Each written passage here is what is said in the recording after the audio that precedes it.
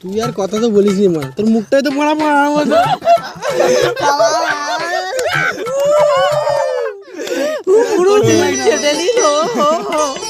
মালই কেটে গেছে বল, এটা কিন্তু সিরিয়াস হয়ে গেছে, এটা কিন্তু আমার তো নয় মাল কেটে গেছে।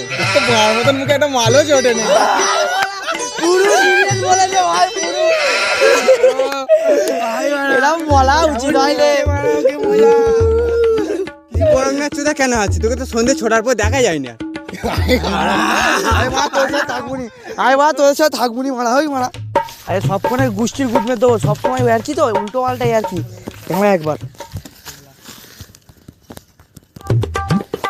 হ্যালো, হ্যাঁ অমলের বাপ, হ্যাঁ অমলের কোনো এক্সট্রা ক্লাস নেই গো, ওর সেই মালটার সাথে দেখা করতে যাই। কোথায় বলো তো? ওই হতে। হ্যাঁ হ্যাঁ রাখো, আর নেশা বানো প্রচুর করে। ঠিক আছে রাখো, আমি একজনকে ফোন করতে। হ্যালো, হ্যাঁ অভিজিৎ বাপ, হ্যাঁ সেদিন ও ঝিলের ধারে মদ খাচ্ছিল গো। হ্যাঁ ওই দুটো ছেলের সাথে ঘরে নয়, সুদীপ আর অমল, দুজনে প্রচুর খারাপ করে দিয়েছে অজিতকে। আমার সাথে আর ঘরে নেই গো, কি উল্টো পাল্টা কথা বলে, আমি বোঝাই বলে ওকে। দেখো তোমার ছেলে তুমি কি করবে দেখো, আমার কোনো দরকার আছে পরের ছেলে, তাও বলে দিলুম ভালোর জন্য।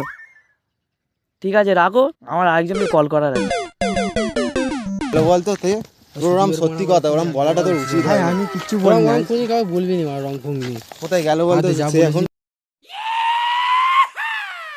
হ্যালো, সুদীপের বাপ?